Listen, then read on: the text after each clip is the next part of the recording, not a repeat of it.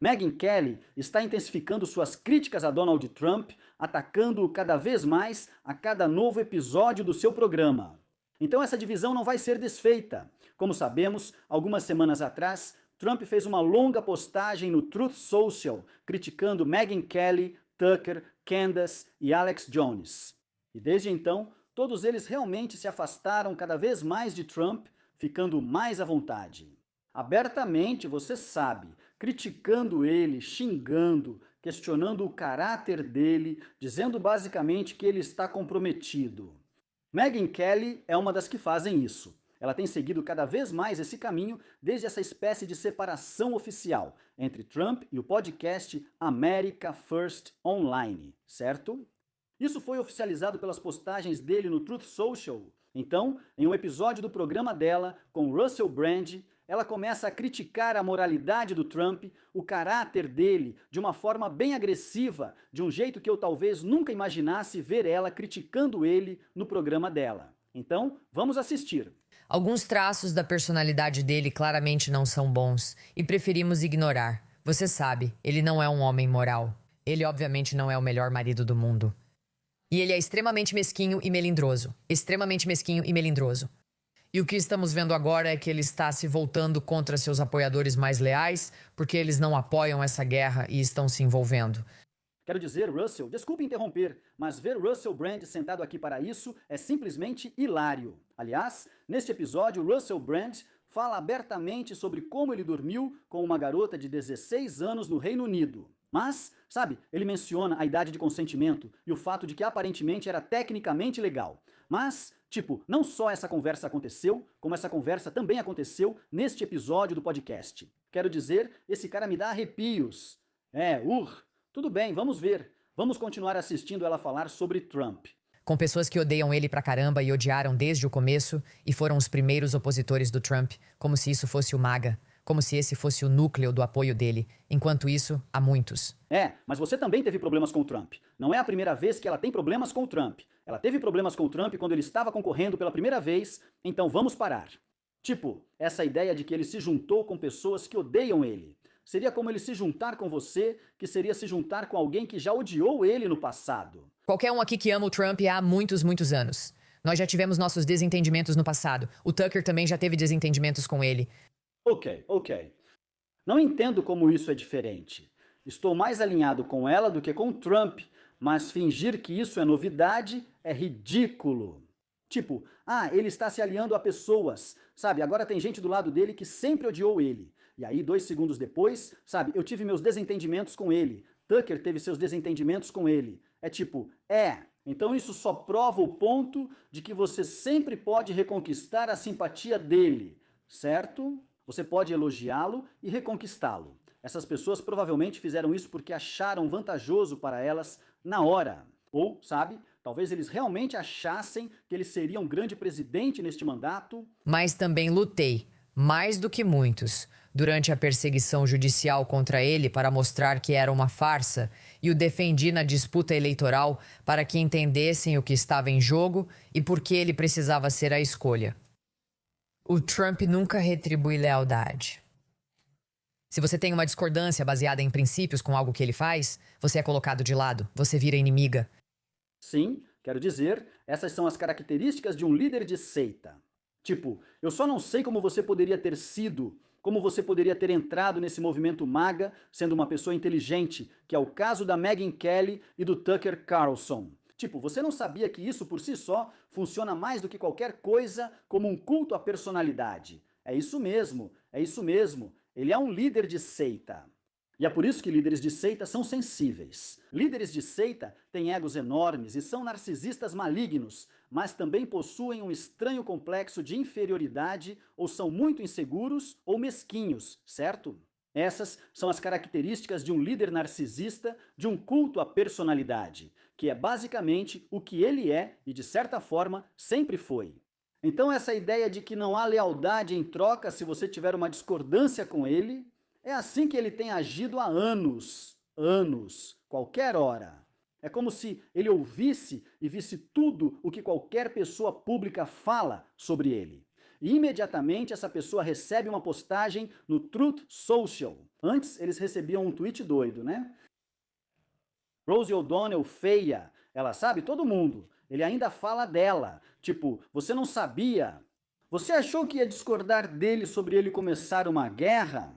Quero dizer, essa foi a decisão de política externa mais impactante dele, embora horrível, mas impactante entre os 2 mandatos dele. Ele começou uma guerra com um país de mais de 90 milhões de pessoas em nome de outro país que, antes disso, estava cometendo um genocídio que nós estávamos financiando. Essas são decisões de política externa extremamente significativas, que terão ramificações econômicas e em termos de morte e destruição por décadas. Elas podem transformar o Oriente Médio e até alterar suas fronteiras. Então, você pensou que iria discordar dele publicamente sobre a decisão de ir à guerra com o Irã. E ele só ia dizer, cada um com seu jeito, sabe? Eu entendo, Meghan é uma boa pessoa, mas sabe, ela discorda. E tudo bem, podemos concordar em discordar. Ah, qual é? Como se isso fosse uma surpresa para você. Trump nunca foi do tipo que concorda em discordar. Se você discorda dele uma vez, ele te tortura. Esse tem sido o jeito dele há anos. Mas tudo bem, ela é uma boa pessoa. Olha, de novo, eu concordo com ela. Especialmente quando se trata dessa guerra no Irã. Tipo, eu concordo com Megyn Kelly, tipo, muito mais do que com Trump. Tipo, eu estou do lado dela quando se trata de política. Mas eu só acho que é meio uma encenação esse lance todo de, fui pego de surpresa pela deslealdade dele e todas essas pessoas dizendo, ele mudou. É tipo, talvez ele esteja mais descontrolado agora ou alguém tenha descrito isso muito bem. Tipo, o tempo entre os surtos psicóticos e episódios dele está diminuindo. Tipo, parece que ele está dizendo alguma coisa maluca dia sim, dia não agora. E algo perigoso, sabe? Acordar no domingo de Páscoa às 8 e postar que vai aniquilar outro país é um comportamento insano. E isso está cada vez mais comum. A treta com o Papa foi muito engraçada. Então, é isso. Trecho da Megyn Kelly sobre como americanos, inclusive antigos apoiadores, estão mudando essa opinião sobre Trump. O público americano é míope, mas isso é só frustração. Sentem que deram ao Trump 1 ano e meio e ele só piorou tudo. É assim que mostram as pesquisas, por isso estão irritados. Eles não apoiam o Partido Republicano no momento por vários motivos. Eles não costumam gostar das tarifas. Ainda mantenho a mente aberta em relação a eles, mas não represento os independentes, apesar de ser um. Eles não gostam da guerra, nem do que ocorre com suas contas bancárias. Eles começam a considerar os democratas como melhor opção para a economia. 52% dizem que preferem os democratas, comparado a 48% que dizem gostar dos republicanos quando se trata de quem deve administrar a economia, o público americano. Quero dizer, isso é alguma grande surpresa? Quero dizer, tem sido um desastre econômico. Tudo o que os americanos realmente se importam é com o custo de vida. Sério? Quero dizer, não é a única coisa com que os americanos se importam, mas é uma parte enorme disso. É a maior parte do todo. Preço da gasolina, preço dos alimentos, preço da moradia, salários, custo de vida. É isso, é aquela velha história Jimmy Carbone. É a economia, estúpido. Quem diria? É tudo isso. Esses preços da gasolina subiram muito desde a guerra com o Irã. Claro, eles vão apoiar os democratas. Só existem 2 partidos. Eles concordam com os democratas. Espere para ver quem eles apoiam. Estou te dizendo, vai ter uma onda azul socialista de esquerda aqui, a menos que alguém como Tucker ou alguém desse grupo, sabe, apareça com uma alternativa de direita. Mas esse candidato, mesmo sendo de direita, eu acho que esse candidato vai ter uma política econômica mais tradicionalmente progressista e de esquerda. Então, agora Megyn está certa ao dizer que Trump tem agido de forma insana, que ele é mesquinho e todas essas coisas que ela falou sobre a personalidade dele, certo? E como eu disse, ele está agindo cada vez mais louco, com mais frequência, certo? E quando se trata dessa guerra, que está no centro do conflito dele, com pessoas como Tucker, Megyn, Alex Jones e Candace, certo? Ele não está lidando bem nem mesmo com questionamentos sobre isso agora. Então, os repórteres estavam perguntando para ele ontem sobre, sabe, quanto tempo essa guerra vai durar? e o cronograma, como as coisas vão ficar nas próximas semanas e, basicamente, quando isso vai acabar. Quando isso vai acabar? Veja como ele perde a paciência com os repórteres quando fazem essas perguntas. Bem, Eu fiz a minha parte. O que você diz aos americanos que questionam quanto tempo isso vai durar? Você sabe que eles estão... tendo o que eu acabei de dizer. Vietnã, quantos anos durou o Vietnã? Eu ia dizer... Esse prazo de 6 semanas. Bem, Eu fiz o meu povo americano. eu neutralizei o país militarmente nas primeiras 4 semanas. Eu o neutralizei militarmente. Agora só esperamos para ver se haverá acordo. Se não houver, vou concluir isso militarmente com os outros 25% dos alvos que atingimos. O que você diz para o OK? Isso não é verdade. Isso não é verdade. Isso não é verdade. Ele não atacou o Irã. Se tivesse feito isso, o problema do Estreito de Hormuz não existiria, certo? E vir com quantos anos é uma vergonha. Quanto tempo durou o Vietnã? Não acredito. Isso é outra coisa. Pessoas do governo Trump, de seu círculo ou que antes o influenciavam, tentavam transformar seu caos em um caos controlado. Eles perderam esse controle sobre ele. Porque se eu fosse alguém do governo Trump, eu diria, cara, não fala para as pessoas que isso vai ser como o Vietnã. Não diga, quanto tempo durou o Vietnã? Acha que os americanos querem ouvir que ficaremos 4 anos em guerra com o Irã? Ou quanto durou a guerra do Vietnã? Duração da guerra. Vou refazer isso. Desculpa, Kevin Baxter. Você acha que os americanos querem ouvir que vamos ficar em guerra por 20 anos? Isso é insano. Porque seria tipo, você é um idiota. Quanto tempo durou o Vietnã? Não, é por isso que todo mundo odeia isso. Não queremos nos envolver em um conflito militar sem um bom motivo, além do fato de que Deus sabe que tipo de chantagem Israel tem sobre ele. E isso durar por 2 décadas é inacreditável. Então aqui está outro repórter fazendo outra pergunta para ele sobre o tempo de duração da guerra até agora. Não é sobre quanto tempo vai levar, mas sim sobre quanto tempo já passou e a linha do tempo até aqui, comparando com o que Trump prometeu, certo? Não temos pressa. Só alguém como você faz esse tipo de pergunta sobre o tempo. Faz 5 semanas e meia que estamos nisso. Sua administração está contando as semanas do envolvimento dos Estados Unidos com o Irã?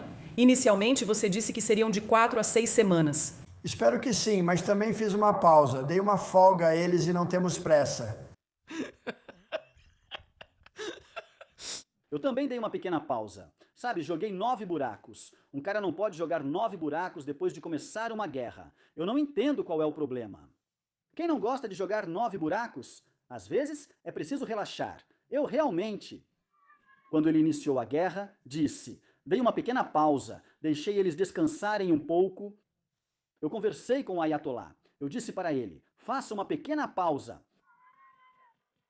Então quero dizer, ele está ficando tão irritado com essas perguntas sobre a linha do tempo dessa guerra. E ele pergunta, quanto tempo isso vai levar? É como se, mas eu realmente acho que ele simplesmente não entende o quanto as pessoas odeiam essa guerra e acham que é uma ideia ridícula e horrível.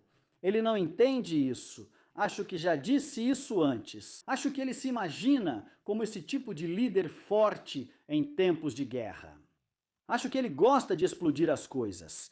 Acho que ele gosta de mandar nos outros países e dizer o que eles devem fazer, dizendo, façam o que queremos, ou vamos explodir vocês, ou vamos tomar o país de vocês, ou vamos tomar, sabe, um pedaço de terra que tecnicamente vocês controlam agora. Acho que ele só gosta de ser esse tipo de homem forte imperialista em tempos de guerra. Então ele, e além disso, à parte o segmento dos americanos que ainda se identificam como MAGA, seus verdadeiros leais, cerca de 30 e poucos % da população. Eles estão juntos com ele, apoiando tudo o que faz, pois fazem parte do culto à personalidade mencionado. Acho que ele também vê esses números. Ele menciona aquela pesquisa da CNN o tempo todo. A pesquisa da CNN mostrou que 100% dos MAGA concordam totalmente com o que Trump tem feito em relação à guerra com o Irã. Então acho que ele vai lá e menciona isso no Truth Social. Ele diz, sabe, quero dizer, a pesquisa da CNN, 100% dos MAGA amam Trump e amam o que Trump está fazendo. Então acho que ele vê pesquisas como essa. Ele mesmo gosta de se envolver em conflitos assim. Ele não é um pacificador, tipo, ele gosta de ser um homem forte. Então, acho que ele fundamentalmente não entende por que as pessoas odeiam isso e quantas pessoas odeiam isso neste país. E ele fica: quanto tempo durou a guerra do Vietnã? Quero dizer, qual é o seu problema? Eu dei uma pausa. Tipo, vamos lá. Bem, ok. Bem, quanto tempo levou o Vietnã? É tipo, cara, as pessoas não querem que a gente fique anos em guerra com o Irã. Elas já acham que o tempo que esse conflito durou já foi insano. É por isso que estão fazendo essas perguntas. Não é como se fosse vergonhoso, tipo, como você ousa tentar apressar algo tão importante? Não, todo mundo quer sair daqui o mais rápido possível. Eles querem que isso acabe. Acabou.